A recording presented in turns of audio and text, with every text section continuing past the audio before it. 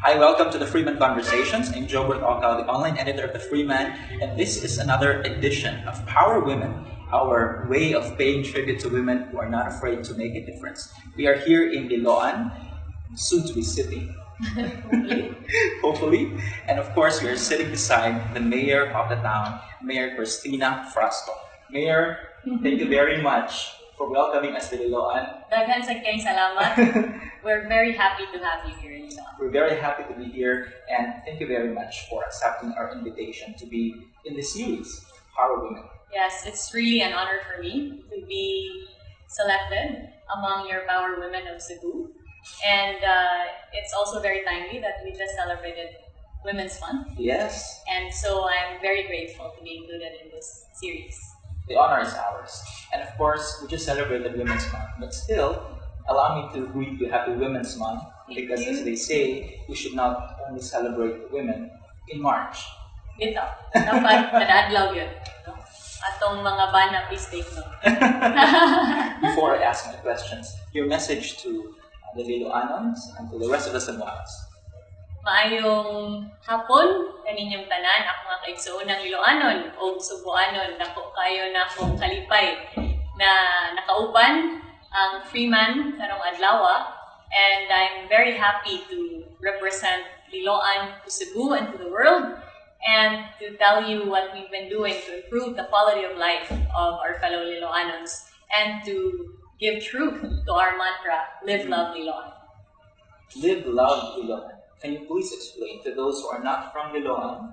It's a very catchy battle cry, so to speak. Yes. Well, our mantra, Live, Love, Liloan, really speaks to our vision for Liloan, which is to become the premier city in the province of Cebu that is an ideal place to live, study, work, and invest. And so we want to be able to mold our community into one that is livable and sustainable, and most importantly, that gives a high quality of life for our people. You are on your second year as mayor in Liloan, and if I'm not mistaken, I've read some of your interviews before you ran for mayor. It took you almost a year to decide to run for mayor. It did. 10 months, I believe? Yes, it took a while for me to decide. Prior to becoming mayor, I was very focused on my legal career, which spanned almost 10 years. I was with Romulo Mabanda, and when the time came that our barangay captains and our leaders presented to me the prospect of running for mayor, it was also very timely, because when I presented that to the partners of the firm, they told me that I was up for promotion as partner. So it became a very difficult choice between pursuing my own personal dreams and pursuing the opportunity to serve the people of Liloan. What made you say yes eventually? I think the call to service is a unique one, and when I consulted my family about it, they did not tell me what to do. Rather, they told me to really look into what's in my heart and examine what is important to me. And so when it came to a choice between pursuing my own personal agenda and career and focusing on myself, on one hand, and on the other hand, pursuing an opportunity to pursue a cause that's greater than myself. Yes. Ultimately, the hard one. And I think I would like to say that in taking the leap of faith to present myself to the public as a candidate for mayor, it was a decision that came from the heart. Did it surprise you that your family just let you decide for yourself? Many political families often set the direction of each member. Yes, it did not surprise me at all. In fact, they were very consistent with their position, because I never felt any pressure or compulsion from my family to enter politics. As a matter of fact, they would always encouraged me to pursue my own path. Usasad yun na sa gingon po ni Publing ako na ipadayon, paningkamot yun na imong pagka-abogado day. Aron na yun kayo masandigan. Sa unsa pa may tabo. And so, the quest was really to establish something of my own, out of my own hard work and achievements. I'm very happy that my family supported me all the way in my legal career and are now also supporting me as I have pursued this realm of politics.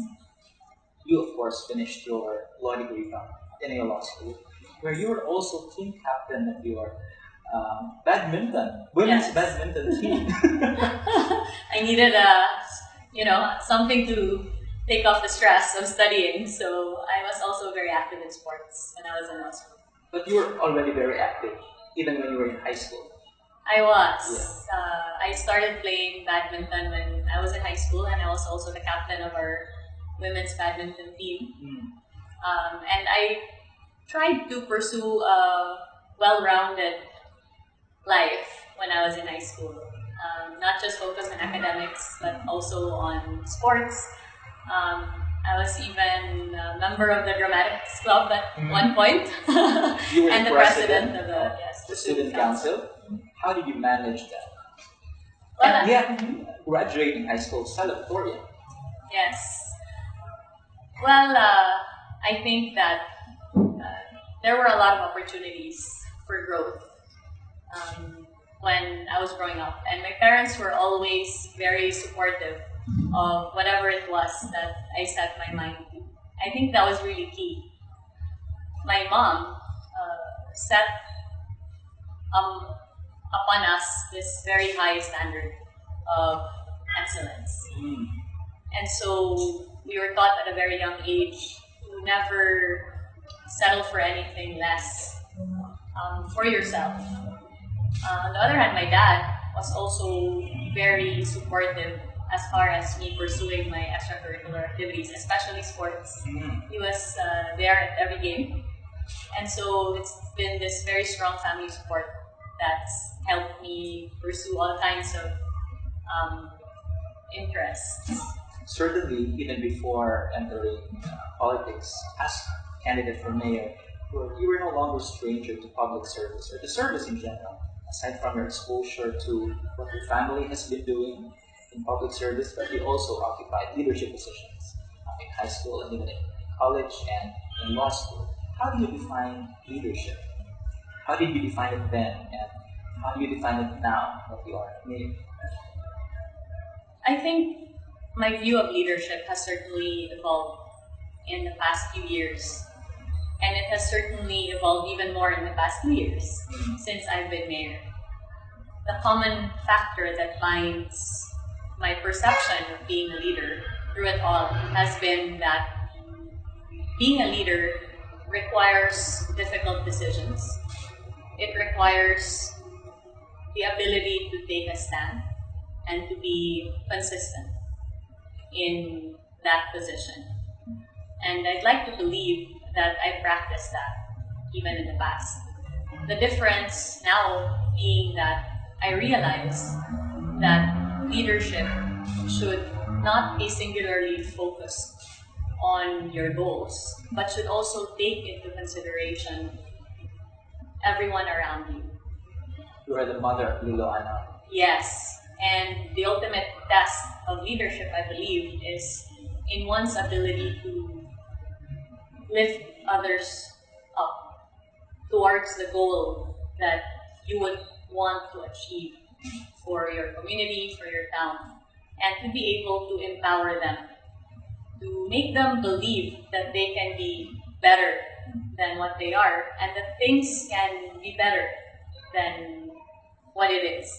So, ako sa kaya akong pasalamat sa akong mga kaigsuon ng Liloano na natagaan nagigayon na mahimong leader ko sa Liloan, because I do feel very blessed to be mayor of Liloan, as I found that Liloanans are very passionate about the improvement of their town, our town, and they also have a very deep love and pride of place that propels Ilocanos to be very active in participating in our programs, especially as far as community governance is concerned. Correct. And that's very important, right? Because I think one of the biggest challenges in leadership is letting people, involving people. How do you bring them in to support your projects? Earlier you mentioned that the ability to make tough decisions or making tough decisions is integral in leadership. What has been the most difficult decision you've made so far as mayor of the town? Wow, that is a difficult question.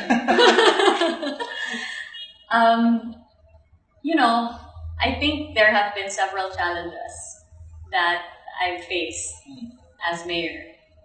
And most of it comes from perception. One of the biggest challenges that I've had to hurdle was people's perception of me. And being able, not necessarily to change their perception, but being able to bring them into my beliefs and vision and my way of doing things. Being able to convince them that I'm doing this for the good of Miloan. I'm taking a stand for the good of Miloan. And really making decisions that would not necessarily please everybody, but at the end of the day will definitely be for the greater good. So I can't specifically point to one particular greatest challenge. I think there are many challenges. And every day, I believe Yes. you face a lot of them every day. So they say that the worst trait of being a leader is indecision. Do you agree? Yes, but I don't think it's the worst.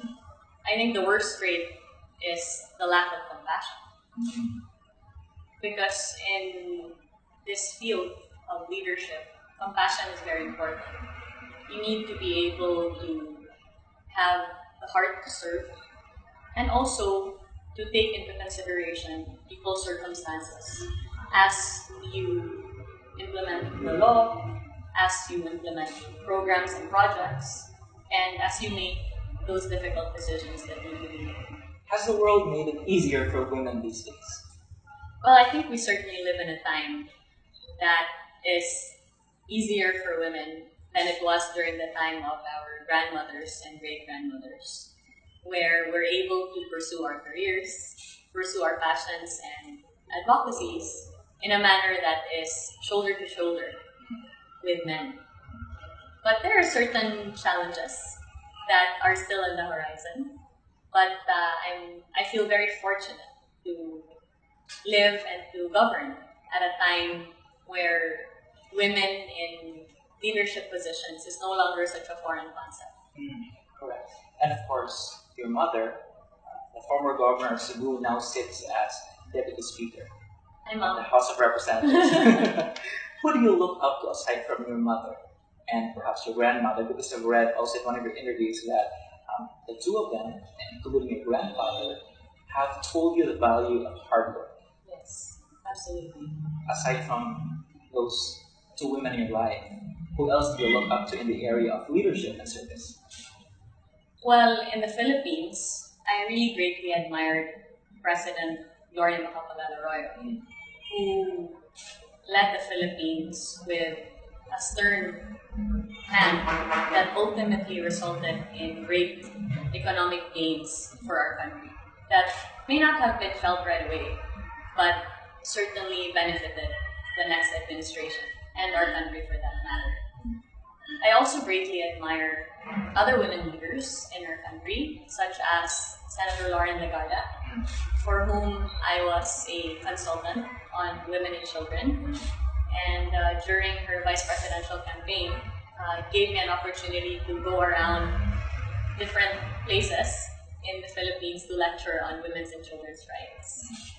I think that Hillary Clinton as well has really raised the bar for being a woman in a leadership position. While she may not have been successful in her bid for the presidency, she has certainly paved the way for many women in leadership positions to boldly take that step to breaking that glass ceiling that can also really benefit the women and girls that will come after us. Right, and not just in America, but all over the world. Absolutely. You've mentioned there are still a lot of challenges that women face that we have to overcome. What do you think these challenges are? What are these challenges? For one, there are many professions that are perceived to be largely for men. For example, when I was a very young lawyer, appearing in court, my experience was that it was mostly male lawyers. There were a few women, certainly. It was mostly male lawyers that really set the stage, pretty much, and showed their vigor in court.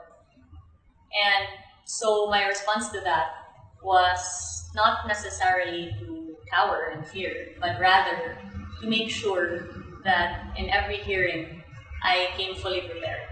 So that required me to study harder than others who were more experienced and older than me. But ultimately, I think it bore fruit. As far as mothers are concerned, and there are many mothers who are in the workforce, and I can personally relate to this. Usagid sa pinakadako na hagit isip ko sa kainahan, trabaho pagod ka, is the time away from your kids. The sacrifices that you make with family time in pursuit of your career, which will ultimately redound to the benefit of your family as well. So every day, it's a balance for me that I need to strike, as I'm sure it is for many women all over the Philippines and all over the world, to be able to handle your family life and your work life, and to be able to balance both in a manner that will still allow you to keep your sanity. Correct. And still be the best person for your husband and your kids, and as well as for your work. Because they say motherhood is the most difficult job in the world. I completely agree. But it's also the most rewarding. DeLonge, of course, came up with a project. You came up with a project. DeLonge Loves Mommies. Yes. Can you please talk about that? DeLonge Loves Mommies was conceptualized during the time when I was the First Lady, when my husband, Duke, was the mayor of DeLonge. Basically, it provides newborn care and maternal care assistance and education to our pregnant women in DeLonge. We give them lectures on properly caring for newborn and taking care of themselves as well. And we also give them free government services that include health services, specifically for pregnant women. And we give them mommy kits that includes things that can be used for newborn babies. And one of the important aspects of DeLonge Loves Mommies as well is that it speaks to one of the things that we never think about anymore when we're pregnant or when we have kids, ourselves.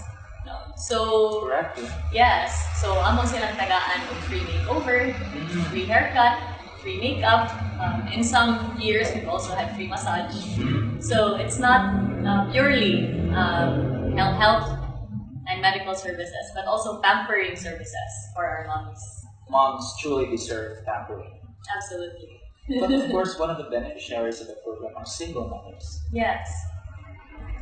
We have a very strong solo parents federation here in DeLonge. And we're very happy that we're also able to provide them with government services, not just DeLonge Loves Mommies, but we also have livelihood training services that we provide to solo parents, women, people with disabilities, etc. With you, we can say you're one of the lucky women to be enjoying these opportunities that we have as a lawyer, now as a mayor. what about those who don't have these opportunities? How do you think, in a largely patriarchal society like the Philippines still, how do you think we can help these women be unafraid to speak out and stand up for what they believe in? Well, first, I think what I've been able to do in the past 12 years of my life, from becoming a lawyer to becoming a mayor, has not been purely a product of luck, but also, more importantly, hard work. I'm thankful for the opportunities given to me, but I've also really worked hard to achieve them. As far as those who may not be as fortunate to have the same opportunities, I would say that there are opportunities out there. One only needs to have the courage to take a step out the door and to present yourself as being capable and ready to grab that opportunity. Here in DeLonge, we make it a point to be in very close contact with all our sectors, including our women's sectors, which is why we have a very dynamic women's federation. And so we try to make sure that we're able to hear what are our women's concerns so that we may be able to address them. I think local governments can play a very important role as far as providing opportunities for women. And in this manner, I've tried to take advantage of that position by amping up our efforts to bring government services directly to the people, such as the creation of our program called DeLonge Loves Purok, where we go to the puroks of DeLonge and we bring the entire municipal hall to them, pretty much. And that also includes free livelihood training for them. So we've made it a point to make government service equitable and accessible, not just for those who can come to the municipal hall, Correct, yeah. but rather we made it a point to bring it directly to them. We hope all LGUs will be like that.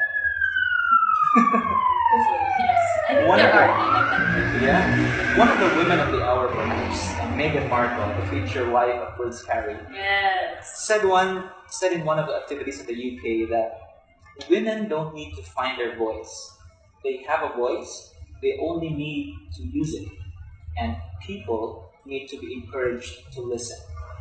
Your thoughts? I completely agree with what Meghan Markle has said, and I congratulate Miss Markle on her engagement to the prince. I think that as women, we have the responsibility to lift each other up, to support each other, to ensure that these opportunities that abound are taken advantage of through us supporting our fellow women. I think importante kayo na yun. No? And for the men, on the other hand, I have to give credit to many men in my life that have allowed me to really pursue my passions and advocacies. One of them is my husband. And he's a very good listener. Yeah. Yes, he's a very good listener, like what Meghan Markle says. And I think that maraog nindot kayo ba kay diri sa Cebu, for example, no? The bar of equity is slowly being molded in a manner that will make it easier for women to succeed. How do you make the people listen to the voice of women? Well, I don't think you can make people listen in the same way that you cannot force people to respect you. Good point, yeah. As they say, respect begets respect. And so if you want to be heard, you need to listen as well. You need to be able to convey an openness to other people. I agree with those that fight for women's rights or human rights. That's well and good. But I think it needs to be balanced with the ability to hear what the other side is saying as well. Because it's very important to have compromise in everything as a society. Because I think that's really the only way that we can all get along in pursuit of our goals. So the ability to listen, I think, will be important in one's desire to be heard. I think I'd like to mention as well that if you have a message that you'd like to convey, you would need to have the courage to speak. Not necessarily to an audience, but even to just one other person. To take that step, to convey what you'd like to say as a woman. There's a saying that I came upon many years ago that said that your voice, your work, should be the voice with which you speak to the world. And very so, profound. Wherever you find yourself, whether you're a woman or a man, do your work in a manner that does justice to the talents that God has given you, and speak to the world with how you work and what you work for, what you stand for. You are unquestionably an accomplished woman. Thank you. Do you think consciously of your gender when you do things, or as a factor towards success? I don't. I've never seen my gender as a hindrance to pursuing the things that are important to me. I think it would be more the people that I've come across that have made gender an issue. On the other hand, I think there are many advantages to being a woman. Please. We bear certain traits that are alien to men. No, we're able to wear makeup, dress up in, fashionable clothes and be arte ba? Arte sa usahay. Yeah. No, of course, that's also open to men. But I fully enjoy the fact that I'm a woman, and I'm happy that I'm able to live in a society where we're slowly becoming open to others, tolerant of others as well. It's nice that you raised it up, because my next question actually is, what do you think are your qualities as a woman that allows you to be effective in what you do? As a lawyer before, and as a mayor now, and even as a mother. Well, number one, I think, is compassion. Once I've identified a particular goal, I never pursue it purely taking into consideration my mental faculties, but I always try to exert my efforts with the heart. And so, in the pursuit of my goals, having compassion is very important. Having compassion for others as well is very important, especially in the aspect of public service. I'm also a very detail-oriented person. So I heard. Yeah. Ever since the time that I was, in high school even. And that has helped me massively, especially when I'm signing thousands of papers on a weekly basis. Yeah. And I'm really able to, make sure that all the T's are dashed and the I's are dotted. And I think that has really helped me as far as being a woman leader is concerned. I remember an interview we had with you and your husband in the past. I think this was shortly prior to your wedding. Oh, In the Freeman, and Duke mentioned that Sakto. you, in the projects that you've done together, you were the one who was very meticulous about things. Yes. My friends and family like to say I'm very OC, obsessive compulsive with the details. And of course, there's nothing wrong with that. Well, I for others siguro murag sobraan ra kay ni siya tikutihan. Pero ultimately, if it will result in something that is excellent and beautiful, then why not? Do you believe in destiny? I do. I also remember in that interview we had with you and Duke. Duke mentioned that you bumped into each other in time zone. Yeah. Because prior to that, you weren't talking to each other. It was only at that time when you exchanged numbers and started communicating. That's true. Actually, I met Duke during the inauguration of my mom, during her second term as governor. Duke had just been elected as mayor, and so naturally he was invited to her inauguration. He was pretty speechless when we met. I'm sure he'll have a different version. Pero niya, pagkahuman ana, the very next day was his inauguration. And my mom was invited to attend.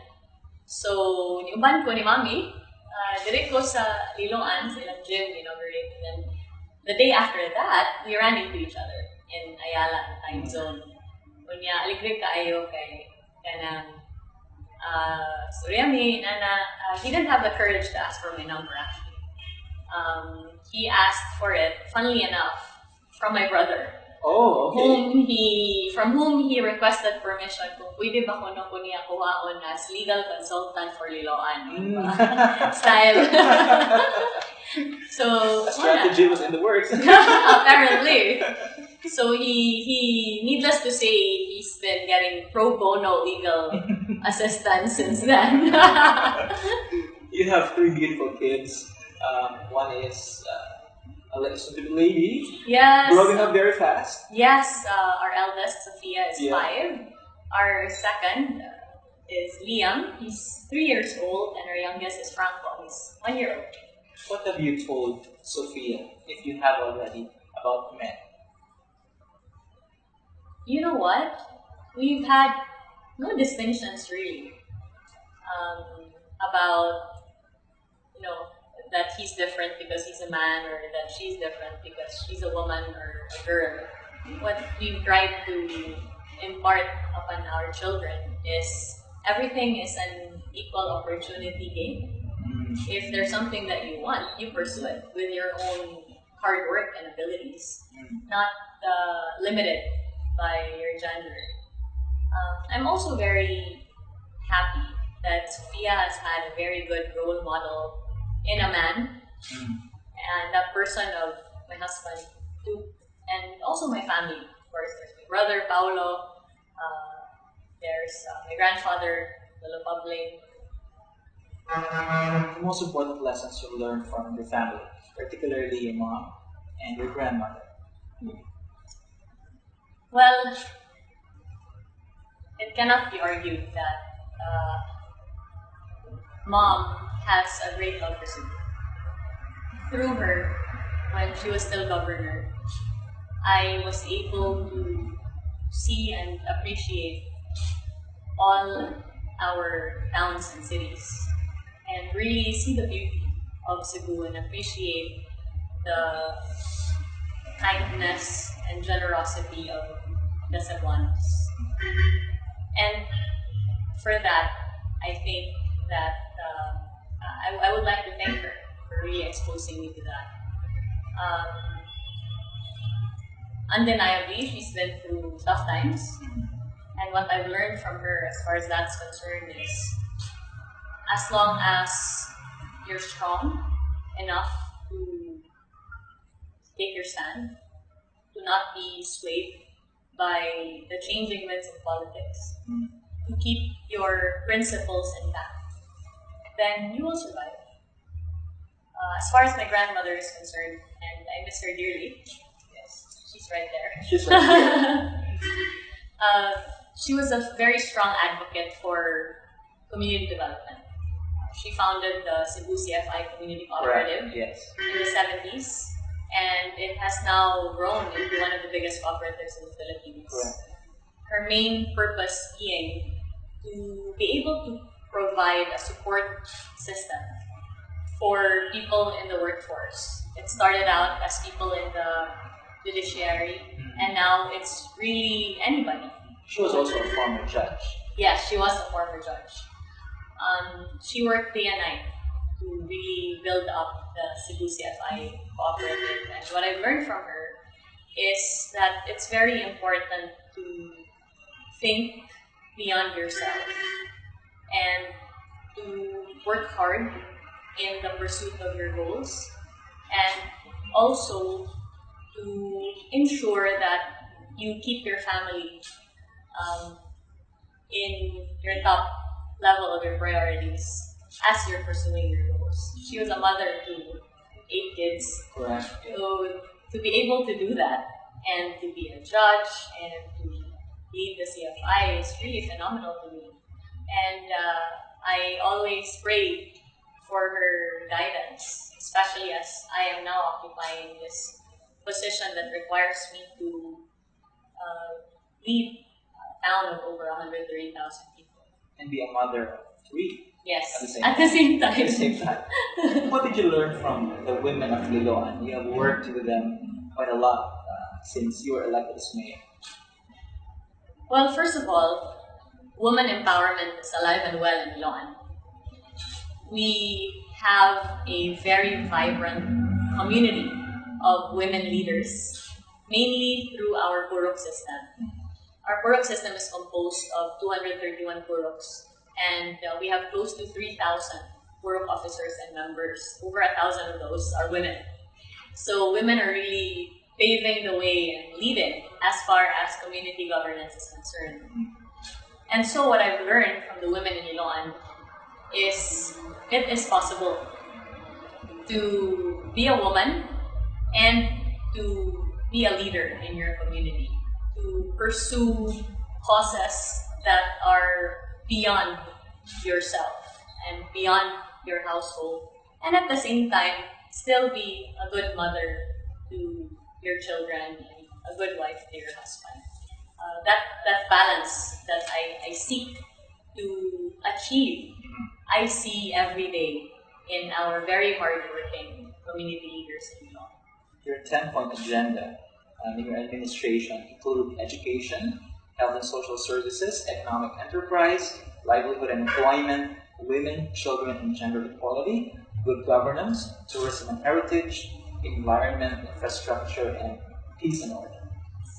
Where are we at this point? We're here in my office.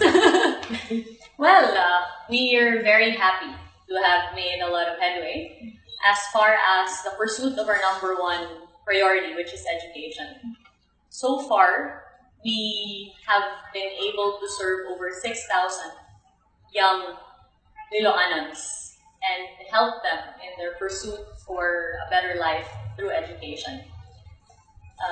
That scholarship program was started during the time of Mayor Booth, and I continued it during my administration and added to it by opening up an athletic scholarship for students who are varsity athletes. And so if you're a varsity member, you automatically qualify for our scholarship program. Yes. We're very excited because this year we budgeted an amount of 20 million for our scholarship program, and I think that will really benefit a lot of our young students as well as their families. As far as health and social services is concerned, we continue to give medical assistance to people in need and people in crisis here in Liloan, whether that ranges from burial assistance or health assistance, etc. We're also very happy to be able to provide a fund in Vicente Soto and Eversley Hospital, where if you are admitted there and you're a Liloanon, you don't have to pay anything because the local government funds it. Incredible. Yes. We're also excited to be implementing the professionalization of our healthcare system this year. That's a project that I'm very excited about. I think it will really take our healthcare to the next level. We're very close to finalizing an agreement with a very viable and promising partner in this regard, so we're excited for that. As far as our other agenda are concerned, we've tried to focus on certain areas of development that I personally feel need attention, such as ensuring that we have inclusive development and gender equality in Liloan. And so, for the first time in our history in Iloan, we were able to establish our LGBT Federation. Correct. Yeah. Each of Iloan's barangays now have their own LGBT Federation. We have a municipal federation that allows for our LGBT community to have a voice in our local government. Not only that, on the aspect of the youth, we're very proud that we've been able to establish, by way of an ordinance, the Iloan Youth Commission. Correct.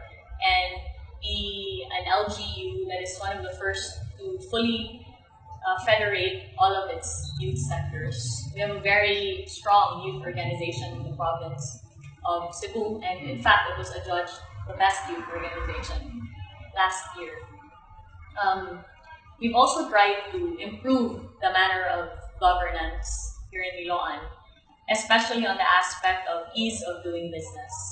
So we've done changes such as implementing an electronic queuing system in our municipal hall, where if you have a transaction with any of our municipal offices, with the press of a button, you can already, where you're given a number to be able to access that office. Unya, napagod kay free coffee and free juice while you're waiting. While waiting. We've also improved our taxpayers' lounge to make it comfortable for people to transact with our municipality, believing that our municipal hall is our face to the world. And since we're welcoming our constituents, we need to be able to give them a comfortable place to stay. We've also tried to prioritize the improvement of our road networks, knowing that traffic is a very big concern for Metro Cebu that is gravely affecting Iloan actually, and is a hindrance to our development. So we've studied what are the possible road networks that we can pursue and improve on, and we've also implemented several projects towards this end. I might be asking you to look at a crystal ball, but where do you think women will be in the next 5 years or 10 years as far as welfare and rights are concerned? I think the Philippines is blessed with a very strong legal framework as far as the protection of the rights of women and children. What's important is the implementation of these laws and for government to ensure that there's equitable access to opportunities and the protection of women's rights.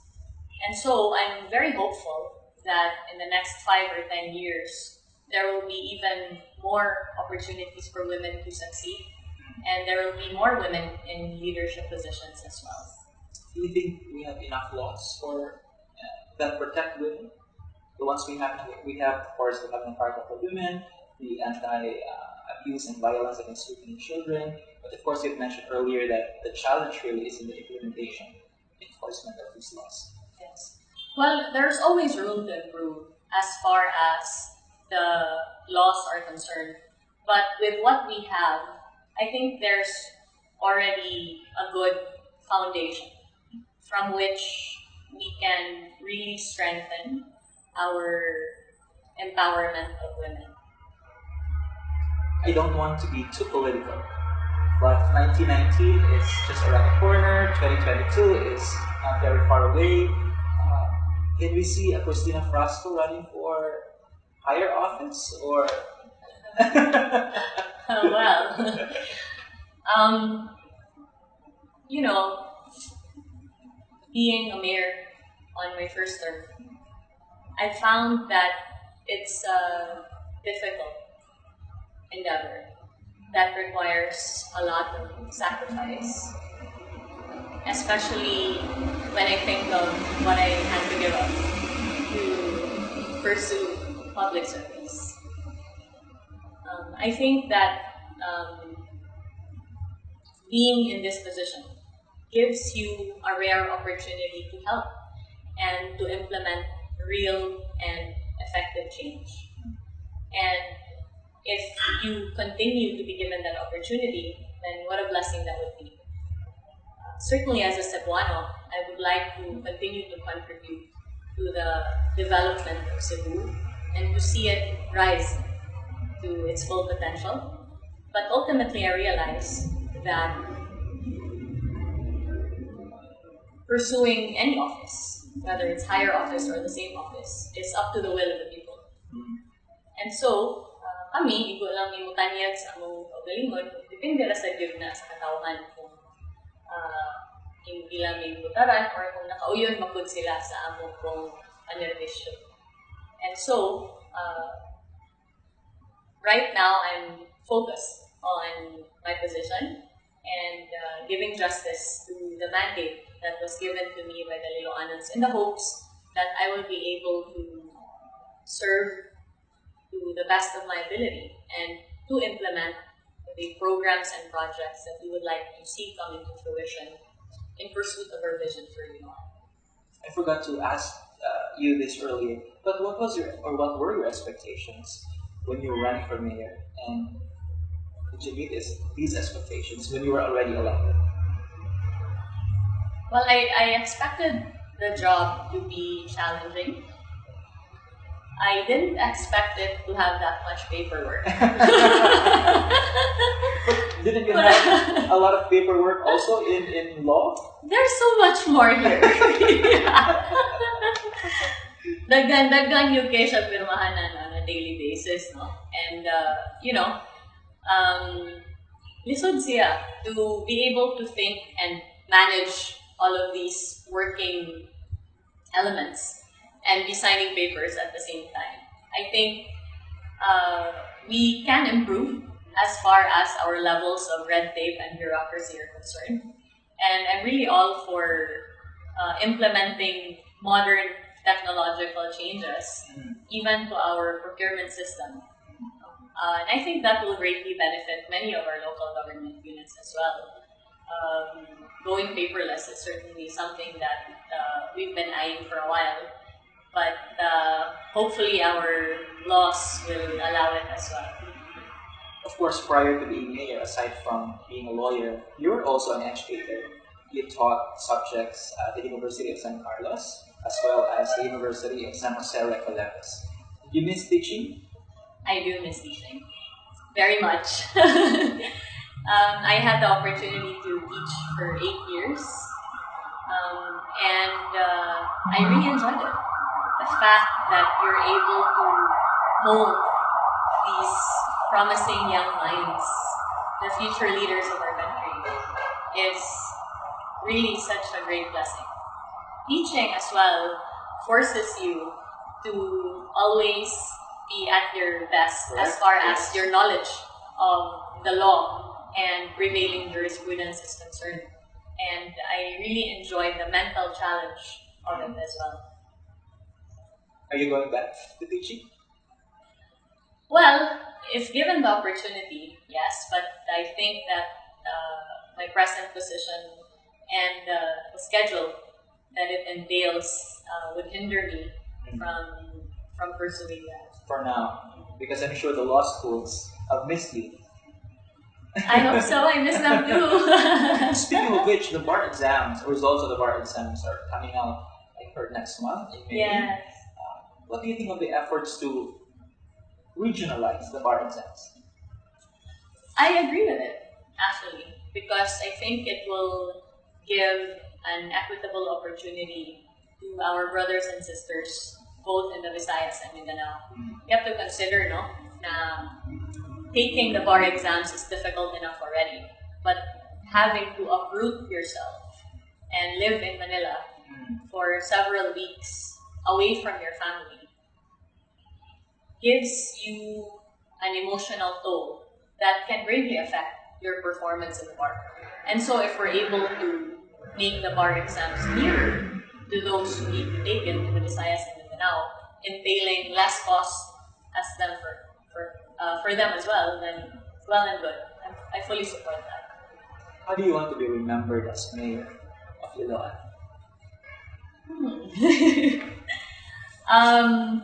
Well, I would like to think that in my administration, we've tried to pursue inclusive and sustainable development. It's very easy to haphazardly accept all these tempting proposals for this or that development to come into your town. It's difficult to take a stand and make sure that the development is sustainable and zoned properly. That's one of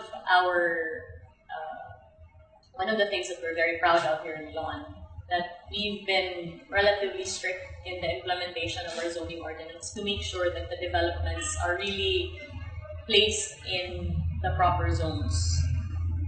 As mayor, I've tried to implement that as well and to pursue an agenda that would not only benefit the present generation, but future generations as well. Which is why, as far as sustainable development is concerned, we've been very active as far as the pursuit of our environmental programs. For example, during my term, we launched our DeLonge Community Action for Reforestation and Environmental Sustainability, which brings the stakeholders of DeLonge together, whether it be in the grassroots, the academe, or the business or religious community, and mandates community participation in environmental governance. If I am able to leave DeLonge a better place than what it was when I came in, then that will certainly be enough for me, a legacy to me. You've received, among others, Outstanding Women Advocate Award from the provincial government, the Jerry Rojas Leadership Award from the Jerry Rojas Foundation. My question is, does it matter to you if your work is recognized or appreciated at the end of the day? But I think human nature will tell you that it's nice to be recognized. But I think what's more important is that the benefits of your work are felt in those that you're trying to help. So what's more important to me is that our people here in DeLonge are able to obtain the good benefits coming out of the programs that we've been trying to implement. Thank you very much, and we wish you the very best of luck in all of this. Your message to your fellow women and to the men. Well, again, thank you very much to you, Gilbert, and to the Freeman for this opportunity to be part of your Power Women series. Nako kay na akong lungog na ma-appeal ni ining inyong series. To my fellow women and to the men of Cebu and all over the world, I think we live in a time where we have an abundance of opportunities to excel, whether you're a woman or a man.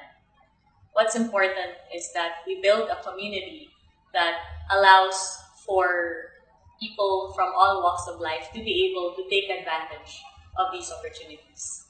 And I think that comes with efforts to educate, efforts to empower, and efforts to build a type of governance that is open and participative as far as stakeholders are concerned. And so I urge my fellow women and men as well to join in this cause, to build a community that is supportive of each other and that brings truth to our goals to have an equitable society where women and men get along and are shoulder to shoulder with each other as far as the accomplishment of their goals and as far as our ultimate goal for our country, which is really to build a peaceful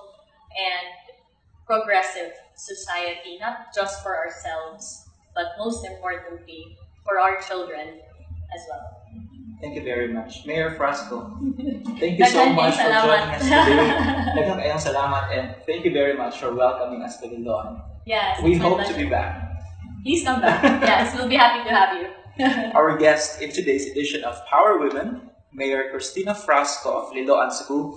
And please watch our future episodes as we continue to pay tribute to women like Mayor Frasco who are not afraid to make a difference. I am Jobert Ocal, online editor of The Freeman. Thanks for joining us, and join us again next time here on The Freeman Conversations.